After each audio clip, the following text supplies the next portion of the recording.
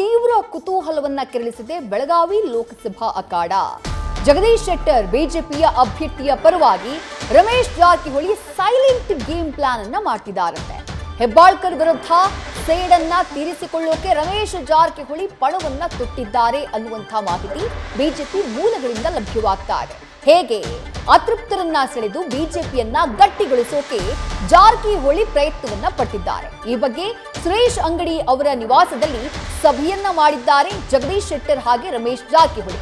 ಬಿಜೆಪಿಗೆ Congress MES ಮುಖಂಡರನ್ನ ಸೆಳೆಯುವಂತಹ plan ಅನ್ನ ಈ ಸಭೆಯಲ್ಲಿ ಮಾಡಲಾಗಿದೆಯಂತೆ. ಅದರಲ್ಲೂ ಪ್ರಮುಖವಾಗಿ ಜಾರಕಿಹೊಳಿ ಮಾಧ್ಯಮಗಳ ಮುಂದೆ ಬರದಂತೆ ಬಿಜೆಪಿ ನಾಯಕರು ಎಚ್ಚರಿಕೆಯನ್ನ ಕೊಟ್ಟಿದ್ದಾರೆ ಅನ್ನುವಂಥ ಮಾಹಿತಿ ಕೂಡ ಲಭ್ಯವಾಗ್ತಾ ಇದೆ. ಮತ್ತಷ್ಟು ಡೀಟೇಲ್ಸ್ ನಮ್ಮ ಬೆಳಗಾವಿ ಪ್ರತಿನಿಧಿ ಶ್ರೀಕಾಂತ್ ನೀಡ್ತಾ ಹೋಗ್ತಾರೆ. ಶ್ರೀಕಾಂತ್, ಜಗದೀಶ್ ಶೆಟ್ಟರ್ ಅವರಿಗೆ ಟಿಕೆಟ್ ಘೋಷಣೆಯಾದಂತಹ ನಂತರದಲ್ಲೂ ಎಲ್ಲೂ ಕೂಡ ರಮೇಶ್ ಜಾರಕಿಹೊಳಿ ಅವರು ಬಹಿರಂಗವಾಗಿ ಕಾಣಿಸಿಕೊಳ್ಳುವುದು ಅಥವಾ ಬಹಿರಂಗವಾಗಿ ಪ್ರಚಾರದ ಅಖಾಡದಲ್ಲಿ ಕಾಣಿಸಿಕೊಳ್ಳುವುದು ಆಗಿಲ್ಲ. ಹಾಗಾದ್ರೆ ಏನಿದು ಸೈಲೆಂಟ್ ಗೇಮ್ ಪ್ಲಾನ್? ನೋಡಿ ವಿದ್ಯಾ, ತಮ್ಮ ರಾಜಕೀಯ ಬದ್ಧ ವೈರಿಯಾಗಿರುವಂಥ ಲಕ್ಷ್ಮೀ ಹೆಬ್ಬಾಳ್ಕರ್ ಅವರ ಪುತ್ರನನ್ನ ಈ ಬಾರಿ ಚುನಾವಣೆಯಲ್ಲಿ ಸೋಲಿಸೋ ಮೂಲಕ ಹಳೆ ಸೇಡನ್ನು ತೀರಿಸ್ಕೊಳ್ಬೇಕು ಅನ್ನೋ ನಿಟ್ಟಿನಲ್ಲಿ ಶತಾಯಗತಾಯವಾಗಿ ಏನಂತಂದರೆ ರಮೇಶ್ ಜಾರಕಿಹೊಳಿ ಈಗ ಅಖಾಡಕ್ಕಿಳಿದಿರುವಂಥದ್ದು.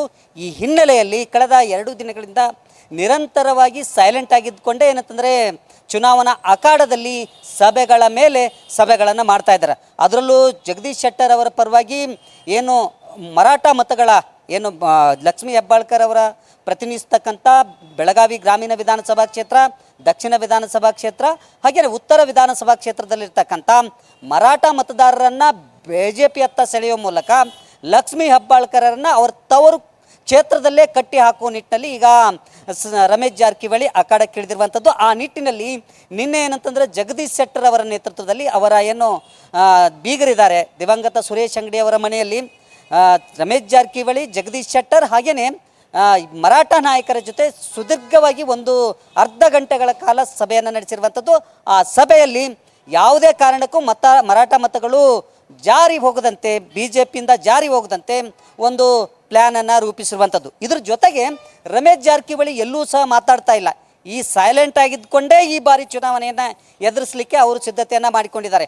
ಒಂದು ವೇಳೆ ನಾವು ಮಾತಾಡಿದ್ದೇ ಆದರೆ ಈ ಲೋಕಸಭಾ ಚುನಾವಣೆಯಲ್ಲಿ ಅದು ಬಿಜೆಪಿಗೆ ವ್ಯತಿರಿಕ್ತವಾಗಿ ವಿರೋಧಿಗಳಿಗೆ ಅದು ಸಹಕಾರ ಆಗುವಂಥ ಸಾಧ್ಯತೆ ಇದೆ.